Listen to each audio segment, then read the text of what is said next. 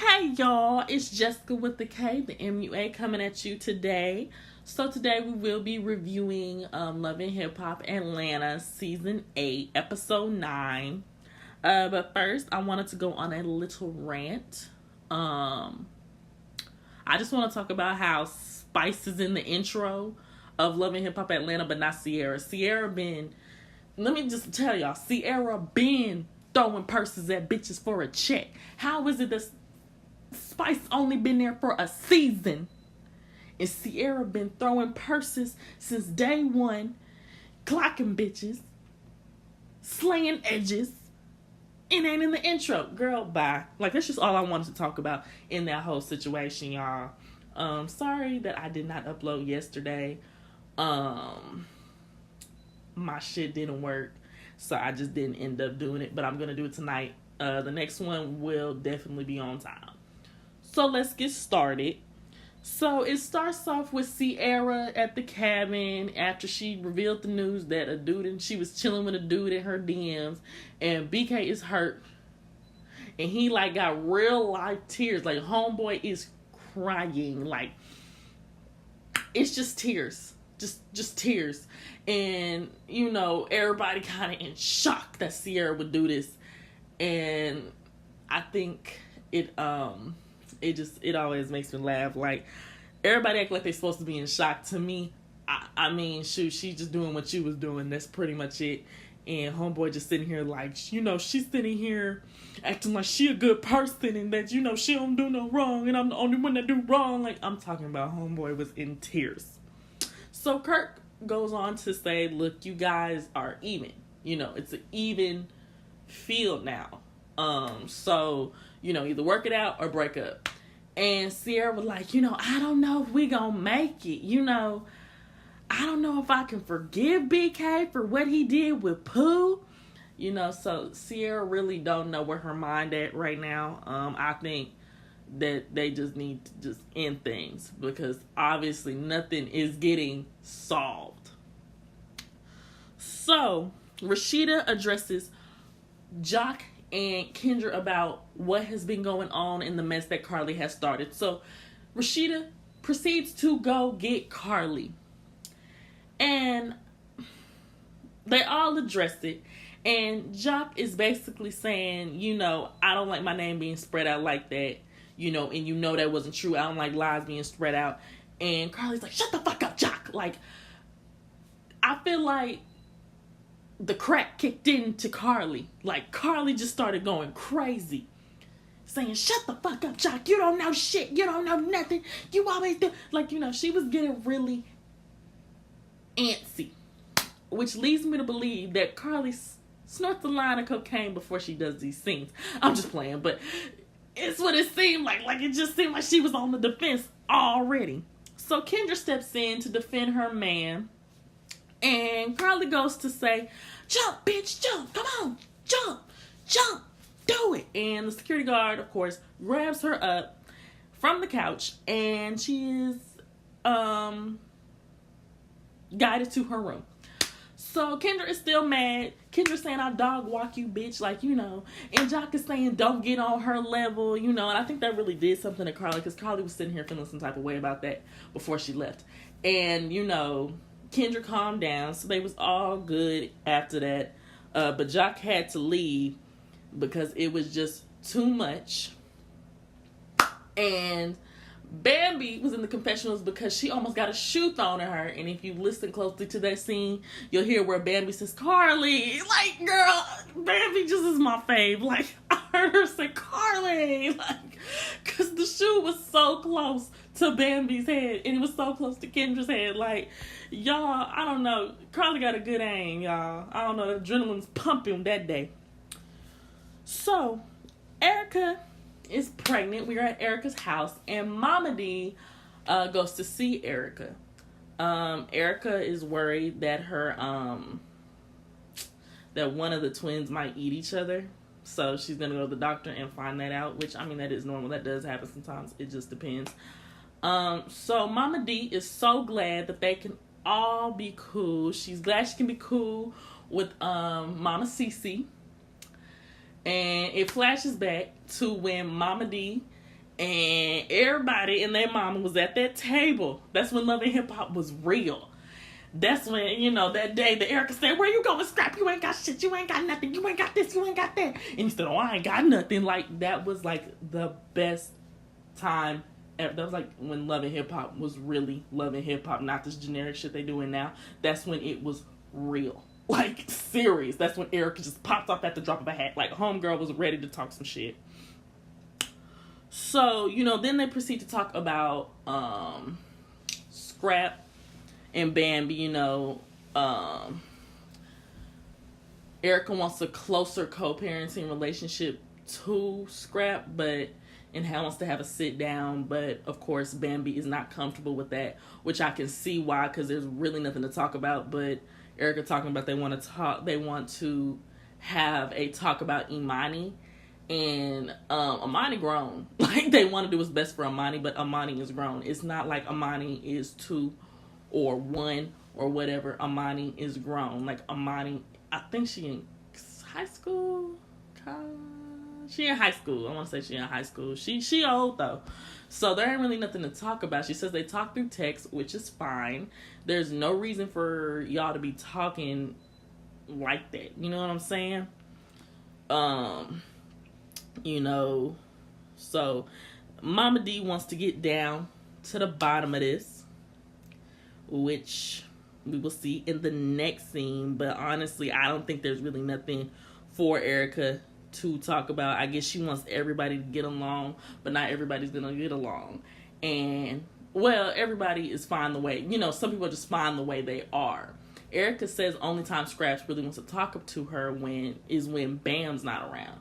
Well, of course, Bam's not going to be comfortable with Erica because they did have beef. So we go back to the cabin where everybody is talking about Carly and saying Carly is acting crazy. She is acting psychotic. That was too much. So Carly comes out her room and she addresses Bambi first, and Bambi's like, Carly, and she, like, all of a sudden Carly's like, let's talk. Bambi, let's talk. Like, she gets Bambi and says, let's talk. And Bambi is trying to talk some sense to her, like, you almost threw a shoe at me. Like, you're not making sense. And Sierra's like, girl, what's wrong with you, friend? Like, you acting crazy, friend. Like, every time Sierra just talk, it's so funny to me. Like, she talks so slow and country. Like, she said, what's wrong, friend? Like, you want to talk about it, friend? Like, you been acting crazy, friend. Like, it was just funny to me. And so Rashida and Bambi are trying to talk sense into Carly, and she's saying, y'all are bullying me. Carly has not been bullied since K. Michelle and her got into it. She shook the table. Like, that's it. Like, what? Like, she's talking about, you guys bully me. I feel bullied. And Bambi and Rashida are like, what? Bully? Girl, ain't nobody bullying you. We trying to talk to you. So Carly stood up here and she get upset. She getting annoyed. She get mad. And Rashida is starting to realize why Carly is acting the way she is because she did have a miscarriage and she is dealing with Mo. And you can obviously see it in the scene that Carly really is hurting because of this situation. So everybody is trying to talk some sense into her. She almost got at Bam. And then Carly just walked out and she kind of said, you're going to get cursed. Because she said, God is good. And she kind of like, you get cursed. Like, it was hilarious. Then we get to the scene in the morning, which I'm starting to think it was filmed the same day because Carly got on the same makeup and got no type of bonnet. That's another thing. If y'all are going to film a show that is a reality show, let's make it authentic. Don't put Carly on no makeup. Why Carly got bundles out? Like, ain't she supposed to have a bonnet on or something? Like, y'all, like, I'm starting to think they just film in the same day and just go on about their business. But that is neither here or nor there. So Rashida goes to talk to Carly and ask her, bitch, why you acting crazy? Basically. In a nice way. Like, she's just trying to talk to her about Mo. And she's like, either you trust him or you don't. And you just move on. But you can't do all this. You know what I'm saying? Like, you can't act the way that you were acting. And she's like, you started this mess between Jock and Kendra, and we get it. You were just trying to clarify some things, but at the same time,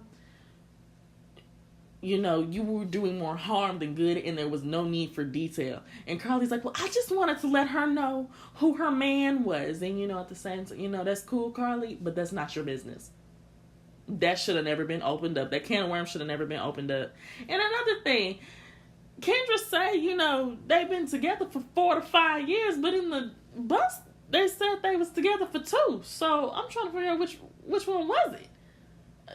Did it change, or were y'all in an open relationship? Because I know she watched Love and Hip Hop, where Jock was just out here just putting this thing in anybody, like putting this thing in Carly, and then you just watch that. Like, I don't know, that shit was some mess. So she, you know, Rashida does talk some sense into Carly. And Carly's like, okay, I was acting crazy. I'm going to try to work things out with Mo. Because, you know, Mo was looking for her, and he asked Kurt where Carly and them was going to be. So, obviously, Mo really does love Carly. And I think he really do love Carly. To be honest with you, he do. Because ain't no way no man can put up with this the way he put up with this. I'm starting to question his age. I know they was talking about her age and her being 45. But I think he look a little old for her. Like, I think he's up her age, but that's neither here nor there. That'll come out later on. So Mimi goes to meet Pooh at the Botox clinic, and you know, they're basically talking about the Carly situation and the Shay Mack situation, where Shay Mack told Carly age. Like, we didn't know Carly age. We knew Carly was old. We did not give a damn. So Mimi is basically saying, you know, they have been friends for a decade, and no one really cares about who ate each other's ass. And I just think, you know, Mimi, some relationships are just meant to die. Like I said in my other podcast, you know, just because y'all been friends for a long time don't mean that relationship is healthy. And from looking at Carly and Pooh, that shit was not healthy. So Pooh is being a little shady with Mimi, you know, when she first get in. She asked her about, you know, getting Botox.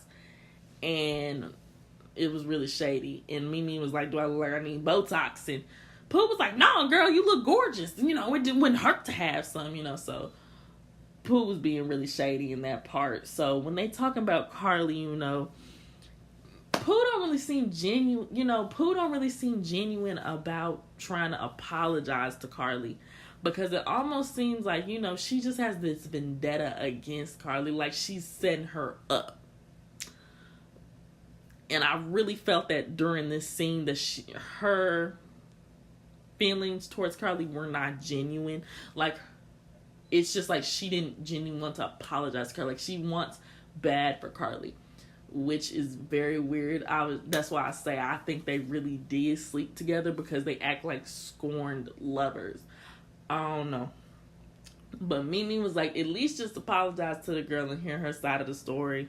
So Pooh was like, okay, I'm going to invite her to the cocktail party and I'll apologize. So we get to the next scene. And back at the cabin, Rashida wants everybody to make a paper boat and write what they want to let go of. Rashida's is bad communication. Kirk's is being lazy and causing pain. Carly's is distrust and lateness.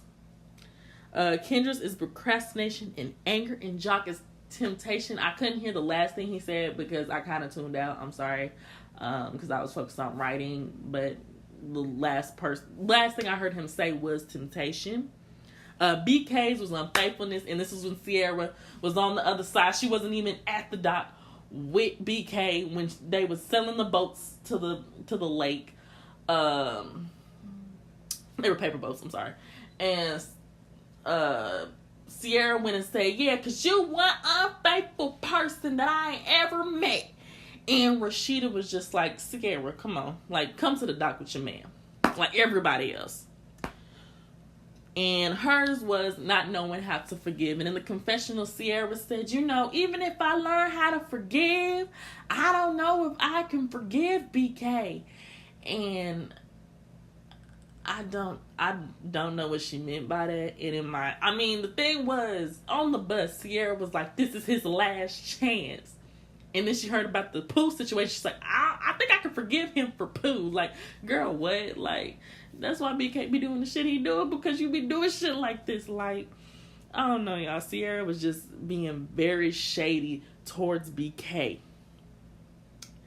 And Bambi's was anxiety and baby weight, even though Bambi weighed 92 pounds. Like, homegirl is this small. And Scrap wants to let go of the negativity and the crumbs in the bed. And Shekinah wants to forgive herself. Wants to let go of her dumbass decisions she made in her life. And after that, we get to the scene with Carly, and there's rose petals on the floor, leaning up to her room, and Mo's in her room. And he basically says he is very sorry and he won't ever do it again. And he knows, like, if it was vice versa, he would feel some type of way, even if it was just like, platonic or not. So Carly, tries to play it safe and is like, how I know you're not going to lie again? And he said, I'm not going to lie to you. There ain't going to be no next time. And of course, Carly gets back together with this man and he puts a ring on it. That's why, he puts her ring back on that she left in the bathroom, and they kiss and make up. It's really sweet. I really think Mo does love Carly, and that Carly has came a long way with men, from Benzino to Life Jennings to Jot to Caesar. Like, that's just she's came a long way, and I think this is the man for her, because a lot of them, what they would do is they would propose to her and then take it back. But Mo was not taking it back because he seems to really love Carly. So, sorry, I lost my notes. Give me a minute. Okay. So, everybody is packing to leave for the trip. And BK and Sierra were acting very petty. Like, BK putting his AirPods in. He acting like he can't hear. And you can tell Sierra just annoyed. Like, these two just don't need to be together. So, then we get to the club, where the event is held for Tokyo and Akbar. And Shaymak is there to support Tokyo. So Tokyo and Spice, they talking about everything. They talking about, ooh, this gonna be so lit. We gonna go on tour. They talking, they hyping each other up. So Tokyo goes to perform, and her song is really lit. Like, I like Tokyo's energy. I do. I don't know why she's not more mainstream, but I like her energy. It's just tight. I like her flow. I like all of it. So then when she gets off the stage, Spice says she can't wait to take Tokyo international. And Tokyo is hyping her up about her CD Black Hypocrisy. And Tokyo was like, that was a good business move for you to look like an uncooked pancake. And bitch, I almost fell out of my seat. Like, this, like, that was just like funny as fuck. Like, I'm glad they friends. I like this friendship. It's cool. So Shaymak, runs into Akbar. They hug, say what's up. And, Akbar's like, why are you here? She's like, oh, I'm here to see my friend, I'm here to see my friend Tokyo. So Akbar suddenly gets this stank face, and she's like, I don't understand why everybody like this bitch. I feel like Shaymak acting fake, because how you gonna fuck with me and then be friends with the op? I was like, are we in high school right now? Like, girl, who are you? Like, and she talking about Tokyo gotta ask her permission. Baby, what? And I'm starting to think she feeling some type of way about Tokyo, because Tokyo was somebody before Love and Hip Hop, and nobody knew Akbar no one knew Akbar for her music. I mean, at least we knew Tokyo for, go best friend, that's my best friend. That's how we knew her. We didn't know Akbar before that. People who did know Akbar, only reason we knew her is because the bitch was fighting Tommy in the studio. That's the only reason why we knew her. So I don't understand why she just has this hostility towards Tokyo. I don't know. And Akbar goes to perform, And it's crazy. At first she's rapping and she says, cut the beat. And I think that Akbar is a barb. Like, seriously, no. I think Akbar is a barb because when she was freestyling, she said, which one? Pick one. These bitches is my sons. I birthed you bitches. Take a nap. It's curfew. Like, it was just too much. And I was like, obviously this woman is a bird. Not a bird. A barb. She is a barb. Because that's the only way you could come up with them type of lyrics. So somebody hands Tokyo a mic while Akbar is performing. She says, put a name on a hoe. And that's when the brawl just broke out. The bodyguards had got their workout that day because it was just big bitches everywhere. Big bitches flying everywhere, ready to throw fucking hands. And, you know, that is just one I would have liked to see that fight because I feel like both them hoes can fight and throw punches. And Spice decides to jump her Jamaican ass over the couch, took off her shoes and was ready to fight for Tokyo. I will say that Spice is very ride or die for chicks, you know, that she makes amends with and that she is cool with. So that was just a mess. And they excused Spice out the club, Akbar out the club, Tokyo out the club. It's just a mess. We all know why there's so much hostility, but there is. So in the next scene, we get to Scrap and Bambi's house. And Mama D comes to visit, and the child that they have is so gorgeous. I don't know his name, but he's such a pretty baby, and he looks just like Bambi to me. He's just a cute-ass baby. So Mama D brings up Erica, and Scrap and Bambi face is like, okay. Like, and they were talking about, you know, maybe y'all need to have a better relationship, and everybody was kind of like, we good where we at. Now, I'm not gonna lie, y'all. I did really like Erica and Scrap together. I did. I always was a fan of them since day one. Since they got into that fight with Jocelyn and Stevie. And I was just always a fan. And I was like everybody else. I was really hoping they was gonna be together. But I like him and Bam. You know, and I don't really know what transpired. You know, what transpired between them. You know, that all that hostility, all that, you know, that sizzle. I don't know. I don't know what happened with that, but Mama D's just saying she wants everybody to make up and be a family. And Scrap is like, I get that, but, you know, there ain't really nothing for me and Erica to talk about. We co-parent just fine. I think we co-parent just fine. There's nothing really to talk about. And there's not. Because Amani is damn near almost 18 years old, and there's no reason why him and Erica should have anything else to say other than, you know, just, hey, hello, when you gonna pick her up? You gonna take her here? You gonna get her this? That's all I need. And Scrap is like, this, I pay the state the state pays Erica. So there's nothing really to talk about with Erica. And I think they just gave that to Erica as a storyline because there ain't really nothing for Erica to really be there for. You know what I'm saying? Because, I mean, she really don't have a storyline. I just put Erica back on there just to put Erica back on there. Which, I like Erica. Don't get me wrong. I'm just saying, like, you know, this could just be Mona just writing her back in. And just, you know, Erica really couldn't give a rat's ass about Scrap, probably. You know, that's just the storyline she got right now. But, yeah, I don't really know what else they could talk about. I mean, Amani is grown. There ain't nothing really else to talk about after that, you know. So, I don't know. We'll see how this go, honestly. So, we get to Sierra's glam shop. And and Akbar goes there for a wax because she needs one. You know, after her brawl with these bitches. So Sierra, you know, heard about it from Spice.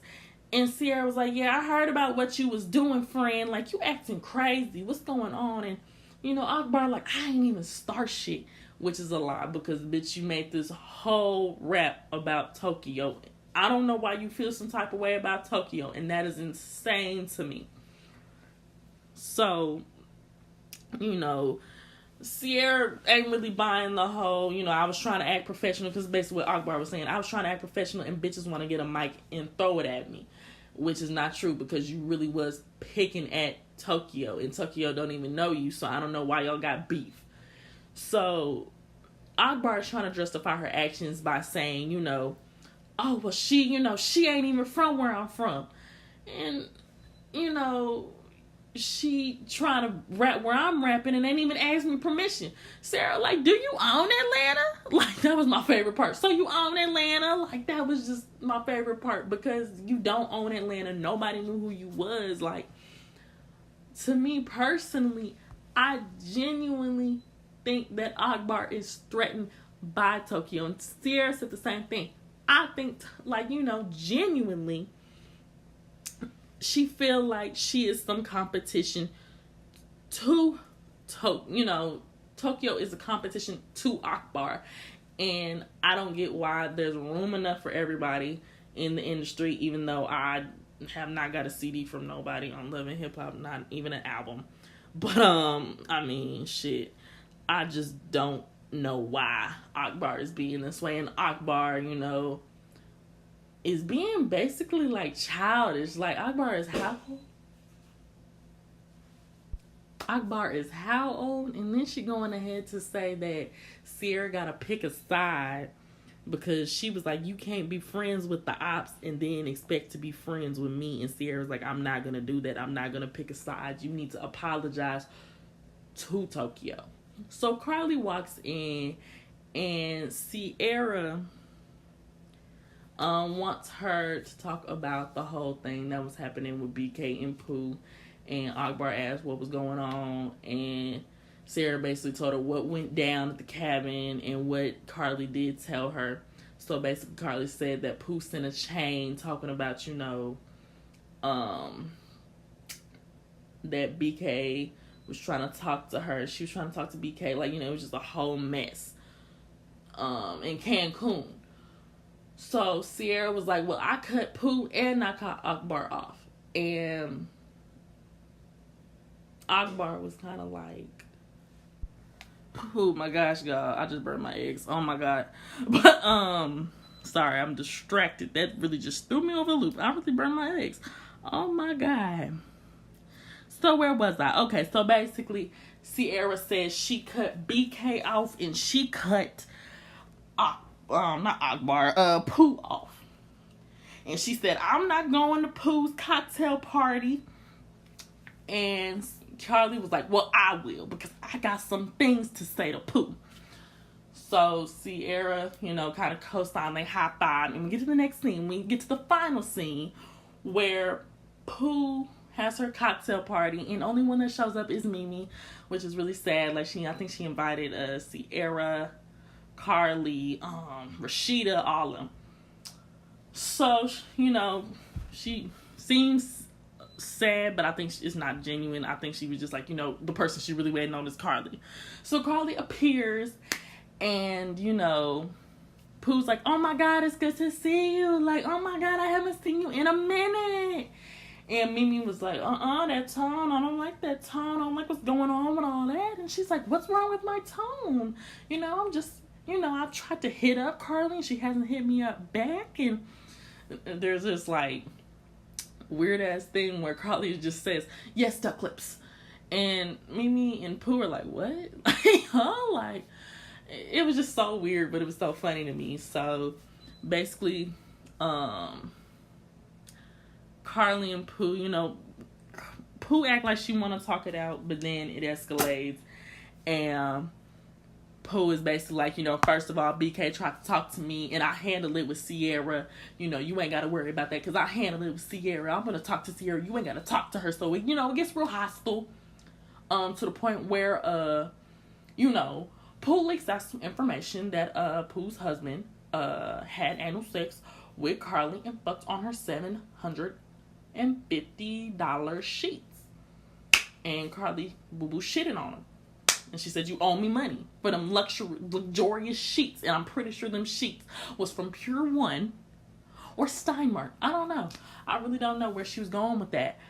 So, basically, Carly, it's just poking her, like just poking at her, and she's trying to get, you know, Pooh was trying to get at her over the table. She's trying to climb over the table. The bodyguards are like, yeah, nah, we ain't finna do that. Like, no, like, and I honestly think people would not act this buck if security guards was not security guards.